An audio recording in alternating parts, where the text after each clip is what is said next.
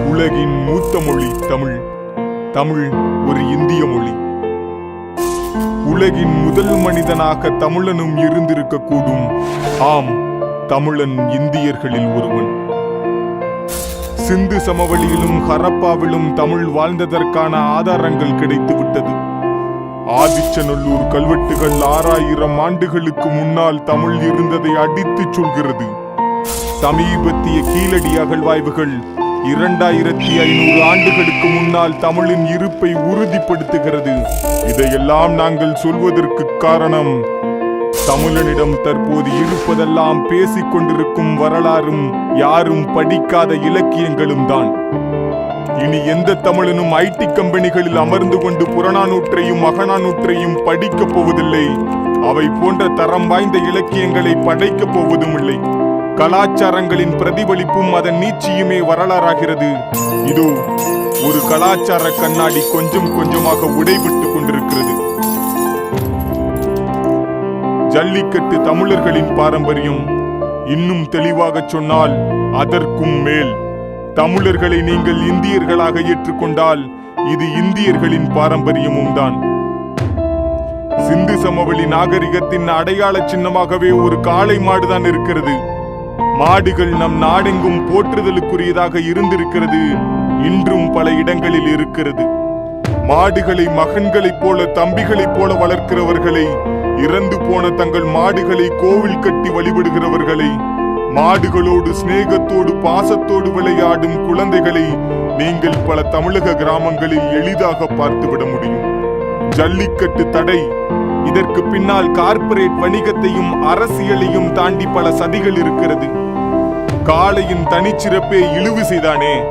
காளையை தழுவி விளையாடுதல் தவறென்றால், சக்கரம் கண்டறிந்த பின் மாட்டு வண்டிகளை பயன்படுத்தி ஊரூராக பயணித்தும் ஏற்பூட்டி உழுது விளைவித்தும் இந்த உலகமே பெரும் தவறளித்திருக்கிறது.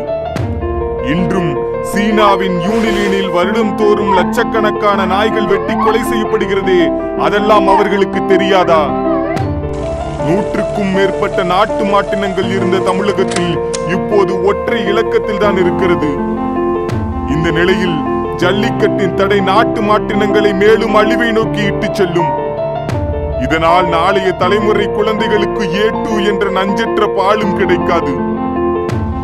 அசோக சின்னத்தின் கீழ்ப்பகுதியில் மாட்டை வைத்துக் கொண்டு மாடுகள் இல்லாத தேசமாகவா இந்தியாவை மாற்றப் போகிறோம்? ஸ்பெயினின் கேட்டலீனியாவில் நடக்கும் மாட்டுச் சண்டைக்கும் 2010 இதே போல் ஒரு தடை விதிக்கப்பட்டது. அதற்கு ஸ்பெயினின் அரசியலமைப்பு நீதிமன்றம் கலாச்சாரத்தை காப்பது நம் கடமை என்ற தீர்ப்போடு தடையை நீக்கியது. இந்தியாவிலும் அதே வழக்கு. ஆனால் அதற்கான தீர்ப்பு வீடியோ கேமில் ஜல்லிக்கட்டு விளையாடுங்கள் என்பது. வீடியோ கேமில் ஜல்லிக்கட்டு விளையாட இன்னும் அரிசியை டவுன்லோட் செய்யும் காலத்தில் நாம் வாழவில்லை என்று நினைக்கிறோம். இது போன்ற தீர்ப்புகள் வர காரணம், ஒன்று அவர்களுக்கு புரியாதது, இன்னொன்று அது இந்தியாவில் வாழும் வெறும் 8 கோடி தமிழர்களின் பாரம்பரியம். மீண்டும் சொல்கிறோம், ஜல்லிக்கட்டு தமிழர்களின் பாரம்பரியம் மட்டுமல்ல, அது இந்தியர்களின் பாரம்பரியம். அஸ்வின் இந்தியாவிற்காக 5 விக்கெட் எடுக்கும் போதும், விஸ்வநாதன் ஆனந்த் இந்தியாவிற்காக இன்னொரு கிராண்ட் மாஸ்டர் ஜெயிக்கும் போதும் மட்டும் இந்தியர்களாகின்றனர். இலங்கை கடற்படையினால் தமிழகத்தைச் சேர்ந்த மீனவர்கள் சுட்டுக் கொல்லப்படும் போது அவர்கள் மட்டும் தமிழர்களாவதை நாங்கள் ஒருபோதும் விரும்பவில்லை. நாங்கள் எப்போதும் இந்தியர்களாகவே இருக்க ஆசைப்படுகிறோம். ஆம், தமிழன் இந்தியன். ஜல்லிக்கட்டு இந்தியர்களின் பாரம்பரியம். ஜல்லிக்கட்டு தடை, இதுக்கு பின்னாடி ஒரு அமைப்பு இருக்கு. சொல்ல போனா அவங்க இந்தியாவே கிடையாது. அவங்களோட மொத்த ரெவன்யூ மட்டும் $31 மில்லியன். ஆனா அவங்க சொல்லிக்கிறது நான் ப்ராஃபிட் ஆர்கனைசேஷன். அவங்க மோட்டோ பாத்தீங்கன்னா, animals are not to eat, wear and for entertainment. நம்மள எத்தனை பேருக்கு தெரியும் இந்தியாவில தான் நான்வெஜ் சாப்பிட்றவங்களோட எண்ணிக்கை கம்மின்னு? ஜல்லிக்கட்டு அவங்க ஒரு என்டர்டெயின்மெண்ட்னு கருதுனாங்கன்னா, ஹார்ஸ் ரேசிங்கையும் ஒலிம்பிக்ஸ்ல நடக்கிற எக்ஸ்ட்ரேனையும் அவங்களால பேன் பண்ண முடியுமா?